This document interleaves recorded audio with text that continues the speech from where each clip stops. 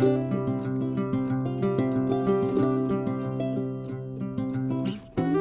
guys, welcome back to Semojo Homestead.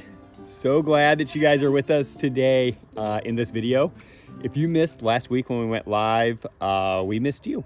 But for all of you who joined us, thank you so much. That was a lot of fun. It was the first time that we went live in a while. Yeah. So it was good that you guys showed up for that. Today, we're just gonna be trying to get a lot of stuff done. Kind of a crazy schedule today. So I think Cass and I are just gonna sort of film while we're doing our own things. Yep. And bring you guys along for that. I do have a sweet potato tip, a couple tips that I want to share with you guys, because it is starting to get to be, at least here in South Carolina, time for sweet potato harvest. Yes.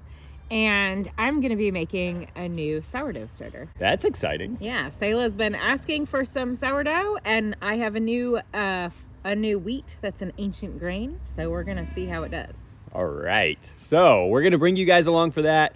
Just have you come hang out with us on the homestead while we get some stuff done and, you know, talk about the garden and whatever else comes up. So if you guys have not subscribed yet and you're just finding us, or you've been with us for a while and have not hit subscribed, we invite you to do that. That's just an easy way to help us out, become a part of our YouTube family.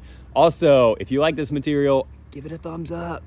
Yes, and tell us about what you're doing on your homestead or around your farm today or this weekend. We love hearing what's going on in your life as well. Yes, so we're gonna go get started because we got a lot to do. Yes. All right, so before I start in the garden, I do have to go get Cass some grain for her goats. So I'm gonna go do that. One thing that is a little bit new on the homestead is the handsome guy that we showed at the beginning of this video. We have our temporary buck back. I don't think we commented on that. Oh, there's a spider web. Look at this. This spider is like super cold and not really moving. Can y'all see that? I mean, it's alive. Hey, you're waking up now. But yeah, so he's back. We are just breeding our, might get a little dark in here. Just breeding our mini Nubians this year. Is that backlit? There we go. Just breeding our mini Nubians this year. So I'm gonna put this down, grab this grain, and we're gonna get it to Cass.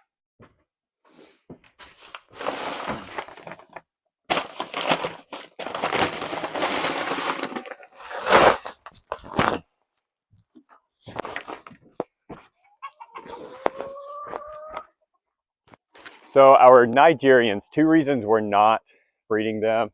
One is one of them's completely aged out. The other one's getting pretty close. She's actually the one that was in milk for us this year, Elsa. And she just didn't seem to hold up too well with her body shape and all of that. So we just figured probably best just to stop breeding her. She is getting close to being too old. And then Esther is just, she's a low producer. So there wasn't really any need to breed her again. So we're just gonna switch over to Nubians because they give us a lot more milk. And Cass has actually kind of grown on them, or they have grown on Cass. So she likes them better as far as milk production and all of that. So we're breeding Frost again, and then we're breeding Daisy Gray, who is the one who was born in the past year. All right, correction. Mini Nubian, not Nubians. But we do have mini Nubians. We do not have Nubians. Mini Nubians, if you don't know, are just a cross between a Nigerian and a Nubian. So you get a lot of that butter fat, that high butter fat content from the Nigerians, which Nubians do have a pretty high butter fat content as well. But then you get the, I guess, higher quantity that you're going to get with the Nubian. Now, it's not going to be as much as a purebred Nubian is going to be, but it's still going to be up there. When she is in peak production, we get about a quart per milking. So half a gallon a day from Frost. I gotta think through these names. Oh man, they get so jumbled in my head. Um, which is pretty good for her, and she's still pretty young. So in another year or two, she'll actually like really hit peak, just for like her life production. But every year they'll hit a peak, and when she hit her peak this year, we were easily getting 4 cups or 1 quart from her per milking, and we're milking twice a day. So all that aside, I'm out here to just kind of check around the garden, probably get a little bit more weeding done. I did work on this section back here in the circle earlier this week, just getting a lot of those weeds out of there. So a lot of what's left is going to be like, there's some peppers back there. The marigolds I'm leaving because I want them to reseed. They reseed really well in our garden. And if we let them reseed, obviously we're not having to buy more. And that's something that, hey, if we have those in our garden, that is great. Basil, which we're going to harvest today because our temperatures have gotten really like cool. Like we've really cooled down. And then sweet potatoes and peanuts. They're kind of rambling in there together, but that's the other thing. We're going to watch those. We always let our sweet potatoes go as long as possible. I'm actually surprised that they are holding up as well as they have, because we've been in the low 40s, high 30s the last like 3 or 4 days now. But they're holding up. Our temperatures do get up to like high 60s, low 70s, which is, I guess, enough to kind of keep those sweet potatoes producing. But I want them to get as big as possible. Speaking of sweet potatoes, check out all of these sweet potatoes. The thing I love about sweet potatoes is like you never really know what you're gonna get until you start pulling them up. There's indications though that we have a really good harvest. Now this is like a huge, I mean, I say huge, but it's a pretty good size like mat of sweet potato vine. But how you know you have sweet potatoes is this right here, if you don't know. These flowers. So you definitely want to see flowers on your vines. That is an indication that you definitely have sweet potatoes. Now, if your potato vines die back and you never saw flowers on them, it doesn't mean there's no sweet potatoes. It's kind of one of those things like if you don't have flowers, you may probably still have some sweet potatoes underground. But if you have flowers, then you definitely have sweet potatoes underground. The one thing that we need to do is really let the ground start drying out. You want the ground to be really dry when you harvest your sweet potatoes, and you want them to have gone through a dry period. Now, it's wet out here, partially because of the dew, but I think this area, yep, I'm looking at sprinkler heads, has been getting water. So I got to cut off that sprinkler head and just water the other end of the garden that has our brassicas in it. Because I do, again, want this ground to start drying out, because I'm anticipating these vines starting to yellow in the next week or two, which means we need to be ready for sweet potato harvest in the next week or two. So that's one prepping thing that I got to do in the garden, and need to start getting that ready because it takes several days. So there's your tip on sweet potatoes. And then all these blue flowers back here, these are asters, guys, like wild aster, which is a great pollinator flower. They will take over though. This is why there's so many of them. We didn't have nearly this many last year, and most of them were on the outside of the fence. Now, a lot of these are growing through our perimeter fence for the garden. So they're not really in the garden. There's a few that have crept into the garden, but they're just kind of leaning and growing this direction. We have a few like rogue potato or tomatoes left, but they're, they're not great anymore just because they're not producing great. The peppers are still hanging in there and producing for us, so we're just going to leave them as long as possible. But yeah, other than that, I think that's about it in the garden. A lot of brassicas that we got in last week. We did not get that on video just because we did the live, but we had mentioned it. I am going to show you guys, this was in a video earlier. I'm going to show you guys this amazing candy roaster squash that we have growing. I'm like really excited about this one. Look at that. It is huge. I mean, for scale sake, I know you can't tell, but that is over a foot long. It's pretty big. I'm excited about it. And we're probably going to go ahead and harvest that today because I don't know that it's going to get much bigger than that, especially with these cooler temperatures. It seems to have kind of stopped growing. The very, very tip of it is green, but that's not any indication that it's like not ready. The rest of it is the color that it needs to be. It's fully ripe. I just feel like the longer we leave it out here now, the more we're going to risk losing it like we did one of our pumpkins. We'll show you that later in the video. So I'm going to finish up what I'm doing out here, and I'm going to throw you guys over to Cass and let her kind of talk through what she's doing today.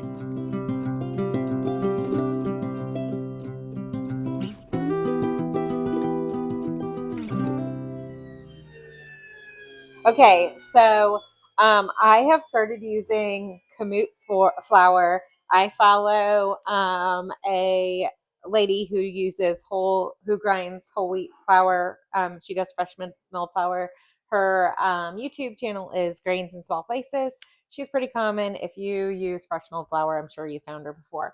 But this is a flour that she really recommends, a grain she really recommends.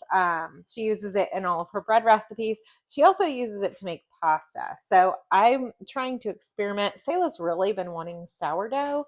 And I personally didn't, I felt like the kamut made my bread dough not as, it was harder to develop the gluten in the KitchenAid. So I thought this might be a really good way to use this really nutty, great tasting grain without using it in my regular like sandwich bread. I want to try using sourdough. This is trick. I found like one thing online, one recipe online for using it. So I know it's been done. It can be done, and I just want to try it. Fun fact: if you have a Nutrimill, I've had this grain mill for a while now, a couple of years, and I just found out that this little piece was inside the bowl when I got it, and flour was getting like stuck under it. I was like, this is the stupidest thing ever, and it came out. So I took it out, shoved it in a drawer, forgot about it, realized that it actually fits on the top. So you can put more grain in here and grind more without it spilling over. There were a few flaws in the design that I didn't love, like you're limited in how much grain you use. Well, if I had read my manual, I would have known that this was in the bowl as storage, but you can just put it on top and grind more flour. So, might be beneficial if you buy a product to read the owner's manual. I did not. So to make a starter, I'm using a quarter of a cup of warm water, and then I just ground a quarter of a cup of flour of kamut. And it's obviously not going to be a lot in here. Okay, so I just used a quarter of a cup of warm water, and then I'm going to add a quarter of a cup of my freshly milled flour to this water. I'm not really hard measuring because I measured it and then ground it. So I know pretty much everything in here can go in there. So I'm going to mix these together and let it sit for 12 hours, and then I'll check on it later. But Sayla has really, really been wanting, I didn't grab a spoon or anything to mix this with. But Sayla really loves sourdough. And if you're like me, I just have the hardest time keeping up with it. I tried making one earlier, like when school just started, because I had this really grand idea that I would have all this time to just babysit a sourdough starter and keep feeding it, and it would do fine, and I would have all this time, and that was just not the case. That was not my reality. I don't really know why. I think it'll be different now, but she really has been wanting it. So I'm going to try to be super intentional and do this sourdough starter so that she can have sourdough bread. It'll take about 6 days for this to develop, to be fed, and to really get bubbly and active, and I can make bread. But I'm really, really, really going to try this week to stay on top of feeding it, putting it somewhere where I see it every day, probably in the windowsill because I do dishes every day, let's be honest, and really try to get her some sourdough bread to fill that sourdough bread desire. All right, guys, sneak preview of our video that we'll be shooting later this week. Here's your little tip. This has to do with us getting some systems in place. So be sure to check that out later this week. I'm so excited about that sourdough. Ready to eat some sourdough. It's going to be a few days, but yes. It is, because we're doing it from scratch, so we're getting Yeah. the starter up. But Yeah. that's okay. Mm-hmm. We'll enjoy it in about a week. So we did have a pretty productive weekend. Yeah. I mean, it's like a homestead weekend. Yeah. Got some things done in the garden. Not a lot, but a couple things. Got the chicken run. I thought we were just about done. We got all of our new chickens in there. Our new chickens were the ones that were hatched out like kind of late spring. Yeah. Honestly, 4 of them are going to be with the turkeys because they're roosters, but 2 of them are hens. Got them all in the chicken run, and this morning they're all like out walking around. So I don't know how they're getting out. Maybe they just learned that they can fly over a 4-foot fence, which I know like you got to have a fence higher than that. But all our other ones have not learned that. They don't know, and they're old. They just hang out. Yeah, hang out. They're like, oh, there's a fence. I'm like, okay, we're happy. They're so smart. Unfortunately, these new ones are a little bit more rebellious. Rebellious teens. Yeah. But did get that. That was good accomplishment. Got some jelly made. Yeah. Grape jam, not jelly. Jam. Check that video out. Yeah. And we are teaching Mariah how to make yogurt. Yeah, we are. So we have that going on in the Instant Pot right now. When I say make yogurt, it's a term we use pretty loosely. It's pretty hands off. Yeah. But I still want her to know how to do it. Yes, yes. So, highs and lows. Highs and lows. It's been an interesting week. Yes. So we'll talk about highs and lows. Do you want to go first? Yeah. Sure. I feel like some of ours are going to overlap. Yeah, for sure. So my high was definitely getting some time with John. Getting to hang out with him. Got some exciting news about where he's going to be stationed. So he'll be in visiting distance. Yes. So that's good. And yeah, just some good family time with him. My low is that it was definitely less family time than we thought we would get with him. And it's kind of just been an up and down weekend emotionally. So yeah, I'm beginning to think this is kind of like welcome to Army life. Yeah, might be our new life. But yes, that would definitely be my low. We anticipated him getting a long weekend this weekend. Yeah. The plan was on his end and our end that he would come here for a long weekend, and it would be his first time coming back here since he went into the Army. That fell through. He's going to airborne school, and Airborne said, nope, you're going to have to check in every day throughout the weekend. So he had to stay. But it's okay. It's okay. Yeah. We get him on the phone. We still get time with him. And like Cass said, we did get a couple days where we just decided to go down there and take a few days just to actually be face-to-face, not like FaceTime face-to-face. And that was good. That was really so that was really good. Yeah. That was really good. Just to have something different, I think I'm going to say my high this week was the cooler temperatures for sure. Just made work so much more pleasant, so much more workable. So sure. That's nice. Yeah. My other low, just to throw a different one out there, was these rogue, rebellious teens that are chickens. Yes.